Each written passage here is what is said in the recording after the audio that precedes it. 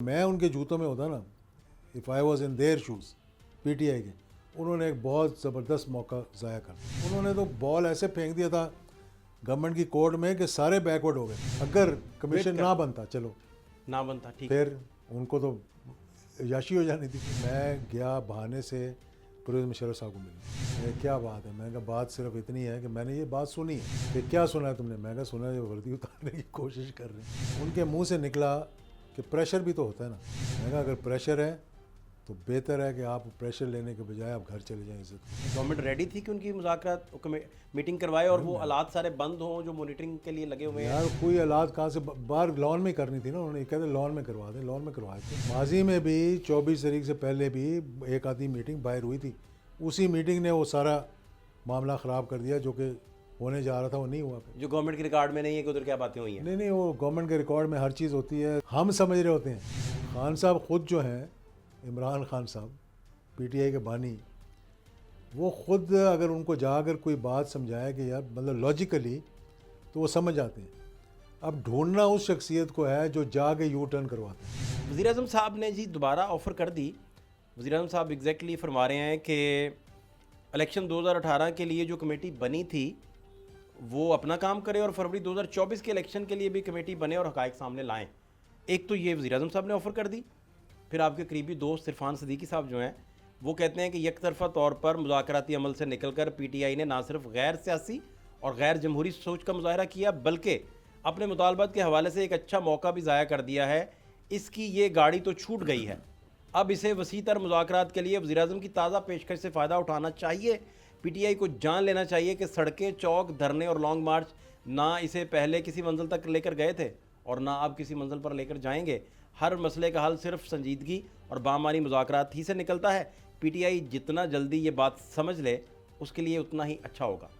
आपका टेक पहले तो इन ऑफ़र्स पे, दूसरा फिर मुज़ाकरात, तातुल क्यों हुआ, अंदर क्या बातें होती थी, सरगोशियाँ, क्योंकि हम जब भी आपको उस कमेटी में देखते थे तो आपके चेहरे पे मानी खेज मुस्कुराहट ही देखी, वो किस बात की होती थी ये आप बताएंगे आज। सबसे पहले तो ये है कि मैं ख़ुद पर्सनली इससे बड़ा खुश था कि पीटीआई ने इनिशिएटिव लिया था कमेटी बनाने के लिए, हुकूमत की तरफ से नहीं था ये। उन्होंने जाके स्पीकर को कहा, अपनी कमेटी बनाई, स्पीकर ने फिर कोशिश की और बात की हुकूमत के साथ। स्पीकर ने, ठीक है, वो हिस्सा है हुकूमत का इन द सेंस के पीएमएलएन के ख़ुद हैं, लेकिन उन्होंने इंसिस्ट किया कि ये कमेटी बनानी चाहिए, मतलब एक अच्छी बात थी। जब कमेटी बन गई और उसके 3 मीटिंग्स हो गई और तीनों मीटिंग्स बहुत ही शानदार तरीके से, लेकिन मजबूरी उनकी ये थी कि वो इतनी बेख्तियार और इतनी खौफज़दा कमेटी, मैं खौफज़दा का लफ्ज़ इस्तेमाल करता हूँ, वो इसलिए मैं ये कह रहा हूँ कि जब 7 डेज़ से 7 वर्किंग डेज़ में कन्वर्ट किया तो हुक्म ये है जी, हुक्म ये है, हुक्म ये मतलब ये बात की। उसके बाद 5 मरतबा से ज़्यादा उन्होंने कहा इसको रिपीट करें, कॉमा किधर लगाया है, फुल स्टॉप किधर लगाया है, क्या बात की, और फिर इत्तफाक किया बाद में, क्योंकि जो भी एलामिया गया मीटिंग के बाद वो जॉइंट गया, तो जॉइंट एलामिया में ये बात की गई थी 7 वर्किंग डेज़। अब पहली मरतबा, चलो मैं आपके साथ बात कर रहा हूँ तो कहता हूँ कि मेरा ख्याल अगर मैं उनके जूतों में होता ना, if I was in their shoes, PTI के, उन्होंने एक बहुत ज़बरदस्त मौका ज़ाया कर दिया। ठीक अच्छा, है, हाँ, उनको अच्छा। मतलब उनको तो उन्होंने तो बॉल ऐसे फेंक दिया था गवर्नमेंट की कोर्ट में कि सारे बैकवर्ड हो गए थे। अच्छा, यानी कि हर कोई डी में चला गया था, डिफेंसिव पे। इतना अच्छा खेले। हुकूमत की तरह इतना अच्छा खेले वो, यानी मुज़ाकराती कमेटी में बैठाना और फिर मुतालबात पहुंचाना, जो कि उस पर बात कर लेंगे कि वो तरीक़ेकार और होना चाहिए था, लेकिन उनकी मजबूरी भी आज मैं आपको बताऊंगा क्या है। अगर ट्यूसडे तक वेट कर लेते वो 28 तारीख तक, फ़र्ज़ करें, ठीक है ना, तो कमीशन बन जाना था। नहीं मैं कह रहा हूँ अगर कमीशन ना बनता, चलो ना बनता, ठीक। फिर उनको तो याशी हो जानी थी। याशी इन द सेंस कि उनको तो एक इतना बड़ा मिल जानी थी विकेट खेलने के लिए कि वो जिधर चाहते बॉल मार दे, बाउंड्री से बाहर भी मार देते। आप कह रहे हैं कि वो तो विक्ट्री थी, इन द कमीशन ना बनने की। अगर कमीशन पॉलिटिकल विक्ट्री थी, बहुत बड़ी पॉलिटिकल विक्ट्री थी ना। आप क्योंकि मुशर्रफ काबीना के हिस्सा भी थे, बेनज़ीर साहिबा ने भी डील ब्रेक करने में बड़ा रोल प्ले किया। बिलावल साहब का हम एक स्टेटमेंट सुन रहे थे, उन्होंने कहा कि इधर हमारी कोई बात ही नहीं सुनता था, तो हमने कहा कि अमेरिका से हेल्प ले लेते हैं। बाद में पता चला मुशर्रफ भी हमारा सगा नहीं है, अमेरिका भी हमारा सगा नहीं है। मुशर्रफ की कबीना कहती थी ओवर आवर डेड बॉडी, ये तो डील हो ही नहीं सकती, और मुशर्रफ साहब को भी यही मशवरा देते थे। उन दिनों हालात क्या थे, बीबी साहिबा को अगर आप याद करें, उस डील को याद करें, वो माहौल फिर कैसे बना, और उन मामलात का आज के दिन से क्या नाता आप जोड़ सकते हैं, क्या कनेक्टिविटी आपको नज़र आती है? देखिए, कनेक्टिविटी की बात नहीं थी। जब इंसान जिस तरीके से आता है हुकूमत के अंदर, और जब वो उससे आगे का सोचने लग जाता है, तो वहाँ से वो बहक जाता है।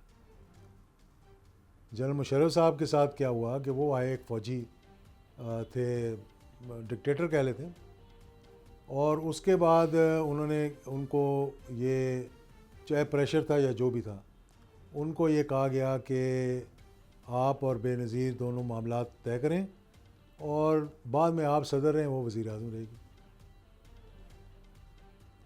98% ऑफ द कैबिनेट ने कहा कि NRO मत करें, सिवाय 3 बंदों के, जो कि शायद उनके साथ थे उस वक़्त, कि उन्होंने कहा जी कि ठीक है, ये होना चाहिए।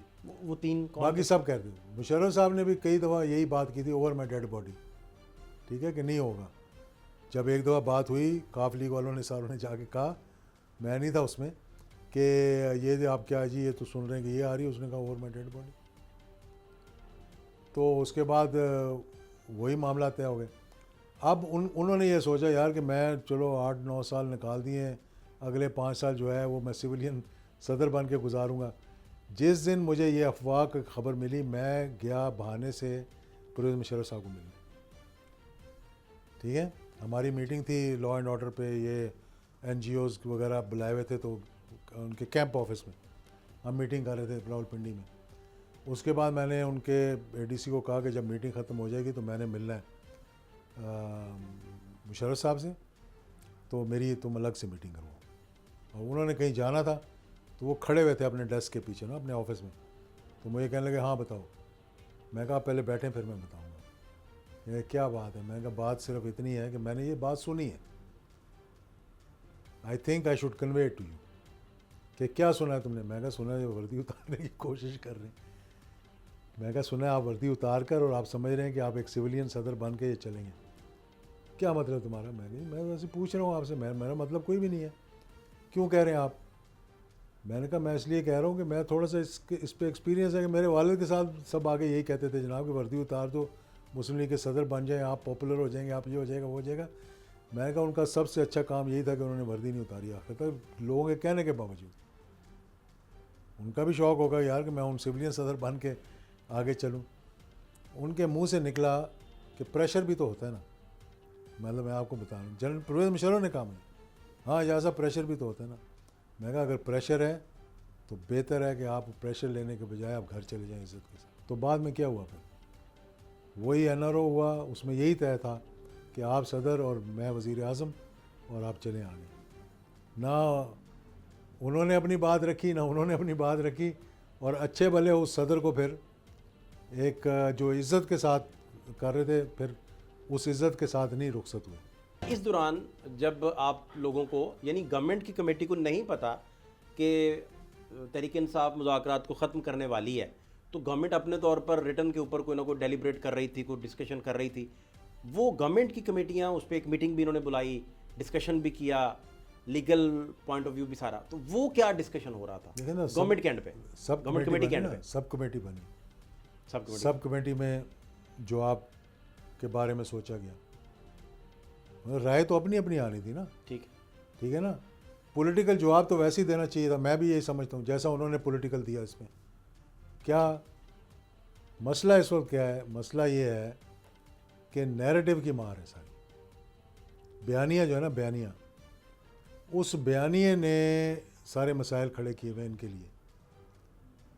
अब अपने अपने बयानिए को जब तक आप हालात के और हिकमत के तहत तब्दील नहीं करते, तो आप आगे नहीं बढ़ सकते। जब तक कि कोई ऐसा इनकलाब ना ले आए कि कोई खुमीनी पैदा ना हो जाए जो पाकिस्तान में नहीं है, ठीक है ना।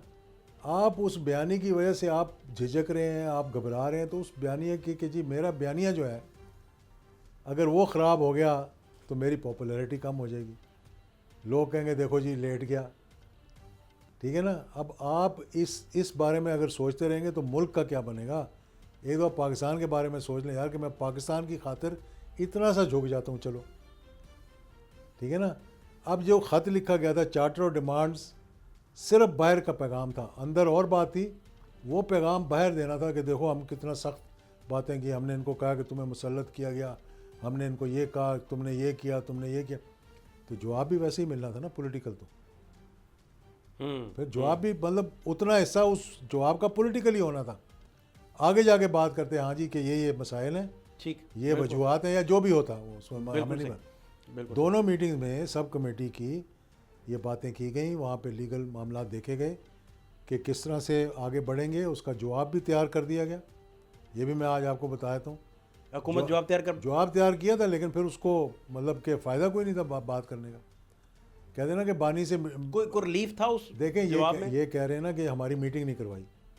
भाई आप जुमेरात को मुज़ाकरात का ख़त्म कर देते हैं, मीटिंग आपकी करवानी थी मुज़ाकरात के लिए, तो फिर कैसे कमेटी का क्या किरदार है उसमें? क्या आपकी गवर्नमेंट रेडी थी कि उनकी मुज़ाकरात मीटिंग करवाए और वो हालात सारे बंद हों जो मॉनिटरिंग के लिए लगे हुए हैं? यार कोई हालात कहाँ से, बाहर लॉन में करनी थी ना, उन्होंने कहते लॉन में करवा दें, लॉन में करवाए थे। अच्छा, इस पे आप राजी थे, कन्विंस थे? माजी में भी कर चुके हैं ना यार, कोई पहली दफ़ा तो नहीं कर रहे थे। अच्छा, माजी में भी 24 तारीख से पहले भी एक आधी मीटिंग बाहर हुई थी, उसी मीटिंग ने वो सारा मामला ख़राब कर दिया जो कि होने जा रहा था वो नहीं हुआ। जो गवर्नमेंट के रिकॉर्ड में नहीं है कि उधर क्या बातें हुई हैं? नहीं वो गवर्नमेंट के रिकॉर्ड में हर चीज़ होती है, हम समझ रहे होते हैं। अच्छा, हम समझ रहे होते हैं जी कि हम बात कर रहे हैं, शायद किसी को पता नहीं लगेगा। राइट, बिल्कुल ठीक। उन्होंने कहा यहाँ बैठ के करो, आप वहाँ से उठ के कहीं और चले जाते हैं। मतलब क्या करते हैं आप, इतना ही लॉन होगा ना। बैरिस्टर गौहर साहब की, अलीमीन गंडापुर साहब की आर्मी चीफ साहब से मुलाकात जब हुई तो उसके बाद पीटीआई सारी एक तासुर ये दे रही थी और डिस्कशन में भी कि बहुत पॉजिटिव डेवलपमेंट्स हैं। और दूसरा, गवर्नमेंट में खलबली मची हुई थी, प्राइम मिनिस्टर ऑफिस में भी खलबली मची हुई थी और कुछ लोगों का ख्याल था कि रेड कारपेट ऐसे ही खिंच जाता है, पता ही नहीं चलता। तो इन सारी चीज़ों को लेकर आपका टेक क्या है? माजी को भी अगर देखें तो आप इस पे क्या राय रखते हैं? मेरा ख्याल है बहुत अच्छी पेशरफ थी। अगर अलग से भी मीटिंग हुई थी तो खुशाइन थी, जो ख़ुद खान साहब ने कहा बड़ी खुशाइन थी।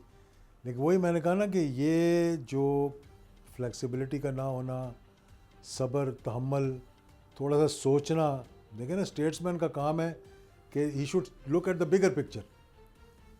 ठीक है ना, अपने नाक से थोड़ा सा स्टेट्समैन का ये काम है कि आगे देखे, he should look behind the wall. ठीक, दीवार को तो हर कोई देख सकता है कि भाई दीवार के पीछे क्या है। ठीक है ना। वो 2 दिन के बाद जो ट्वीट किया है, मैं समझता हूँ कि मतलब क्या ट्वीट था वो, अफसोसनाक बात थी कि वो अल्फाज जो उसमें इस्तेमाल किए गए। गुस्सा अपनी जगह होता है, हिकमत अमली अपनी जगह होती है। ठीक, देखें जिन्होंने माजी के अंदर ये नैरेटिव लेने की कोशिश की और उन्होंने समझा कि हमसे गलती होगी, उन्होंने अपना नैरेटिव चेंज कर दिया। अगर वही नैरेटिव रखते तो शायद आज वहाँ ना बैठे होते जहाँ बैठे हुए सर। इसकी क्या वजह, उन्होंने जुमेरात को ये क्यों किया और ये मंगल को तहरीक इंसाफ की मुज़ाकराती कमेटी इसकी अनाउंसमेंट को लेकर जल्दबाजी में क्यों थी, या उन्हें पता था कि आप उनकी बात फुलफिल नहीं? क्या आपको क्या लगता है? देखिए इन्फॉर्मेशन की बुनियाद पे या एस्टिमेट जो करें? ये मुझे नहीं पता कि क्यों कॉल ऑफ किया, लेकिन जिस तरह माजी के अंदर जो हमने ट्रेंड देखा है इनका कि ये किसी चीज़ पे समझते हैं, एग्री करते हैं और बाद में फिर यू टर्न ले लेते हैं। U turn in the sense कि रिवर्स कर देते हैं उसको। यानी जितनी लॉन्ग मार्चें देखें आप, जितनी की हैं, हर एक से पहले इनकी निगोसिएशंस हो गई हैं, बातचीत हो गई, इनको अच्छी ऑफ़र्स दी गई हैं। पहली लॉन्ग मार्च से लेकर जिसका जिक्र किया था हमने कि 21 मई को 25 से 29 के दरमियान करनी थी। 21 मई को इनको इस्टेब्लिशमेंट की तरफ से कह दिया गया था कि इसको पोस्टपोन कर दें, IMF के मुज़ाकरात होने दें, हम असेंबली तोड़ देंगे। ये 2023 की बात बता रहा हूँ आपको। और उसके बाद इलेक्शन करा देंगे। PMLN को यानी PDM जो थी उस वक्त की, उनको भी कन्वे कर दिया था, जिसमें ये मुश्तरका प्रेस कॉन्फ्रेंस करने वाले थे और मतलब ये करना था कि इलेक्शन भाई अनाउंस हो जाएंगे। जिसमें शाह महमूद कुरैशी साहब को फ़ोन आता है इमरान खान का। वही किस्सा जो था सारा, वही बात। अच्छा, उनको फ़ोन आता है, उन्होंने कहा कि बैक ऑफ कर सुनना जाती नहीं है है तहरीक इंसाफ उसमें। अब उसी तरह से जिस तरह उनमें से इन्होंने बैक ऑफ किया, इसमें से बैक ऑफ कर दिया। अब किसने जाकर ये कहा? खान साहब ख़ुद जो हैं, इमरान खान साहब पीटीआई के बानी, वो ख़ुद अगर उनको जाकर कोई बात समझाए कि यार मतलब लॉजिकली, तो वो समझ जाते हैं। अब ढूंढना उस शख्सियत को है जो जाके यू टर्न करवाता है। वो कौन है? अब मैं एक बात बता दूं आपको, ये जो हमारे साथ इनकी हायरार्की बैठी थी उसमें से कोई नहीं है। अच्छा, ये फेयर लोग हैं? वो सब चाहते थे उनके दिल पे हाथ रख के कहें, आप जाकर कहें कि यार सच से बताओ, तुम चाहते थे कि बातचीत से मामला आगे चले। स्वाय एक के सारे कहेंगे जी बातचीत से। वो एक कौन है जो बार उसको छोड़े ना, अब जो हार्ड लाइनर भी है? मैं वैसे बता रहा हूँ आपको। बस सब ने यही कहना था जी कि हाँ मुज़ाकरात ही रास्ता है, और है भी रास्ता मुज़ाकरात ही। बैरिस्टर गौहर साहब की, अलीमीन गंडापुर साहब की आर्मी चीफ साहब से मुलाकात जब हुई, तो उसके बाद पीटीआई सारी एक तासुर ये दे रही थी और डिस्कशन में भी कि बहुत पॉजिटिव डेवलपमेंट्स हैं। और दूसरा, गवर्नमेंट में खलबली मची हुई थी, प्राइम मिनिस्टर ऑफिस में भी खलबली मची हुई थी, और कुछ लोगों का ख्याल था कि रेड कारपेट ऐसे ही खिंच जाता है, पता ही नहीं चलता। तो इन सारी चीज़ों को लेकर आपका टेक क्या है? माजी को भी अगर देखें तो आप इस पे क्या राय रखते हैं? मेरा ख्याल है बहुत अच्छी पेशरफ थी। अगर अलग से भी मीटिंग हुई थी तो खुशाइन थी, जो ख़ुद खान साहब ने कहा बड़ी खुशाइन थी। लेकिन वही मैंने कहा ना कि ये जो फ्लेक्सिबिलिटी का ना होना, सब्र, तहम्मुल, थोड़ा सा सोचना। देखिए ना, स्टेट्समैन का काम है कि he should look at the bigger picture. ठीक है ना, अपने नाक से थोड़ा सा स्टेट्समैन का ये काम है कि आगे देखे। He should look behind the wall. ठीक, दीवार को तो हर कोई देख सकता है कि भाई दीवार के पीछे क्या है। ठीक है ना। वो 2 दिन के बाद जो ट्वीट किया है, मैं समझता हूँ कि मतलब क्या ट्वीट था वो, अफसोसनाक बात थी कि वो अल्फाज जो उसमें इस्तेमाल किए गए। गुस्सा अपनी जगह होता है, हिकमत अमली अपनी जगह होती है। ठीक, देखें, जिन्होंने माजी के अंदर ये नैरेटिव लेने की कोशिश की और उन्होंने समझा कि हमसे गलती होगी, उन्होंने अपना नैरेटिव चेंज कर दिया।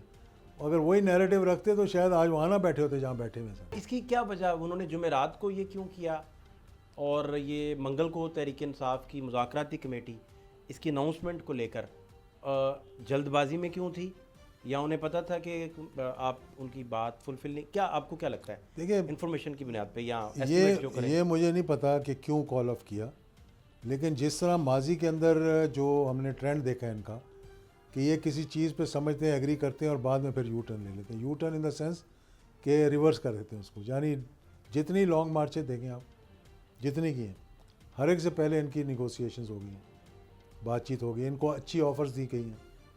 पहली लॉन्ग मार्च से लेकर जिसका जिक्र किया था हमने कि 21 मई को 25 से 29 के दरमियान करनी थी। 21 मई को इनको इस्टेब्लिशमेंट की तरफ से कह दिया गया था कि इसको पोस्टपोन कर दें, IMF के मुज़ाकरात होने दें, हम असेंबली तोड़ देंगे। ये 2023 की बात बता रहा हूँ आपको मैं। और उसके बाद इलेक्शन करा देंगे।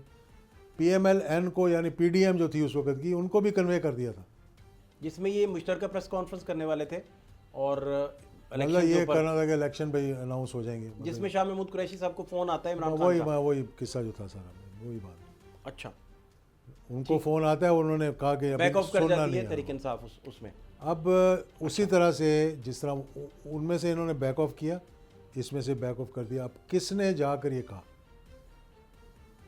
खान साहब ख़ुद जो हैं, इमरान खान साहब पीटीआई के बानी, वो ख़ुद अगर उनको जाकर कोई बात समझाए कि यार मतलब लॉजिकली, तो वो समझ जाते हैं।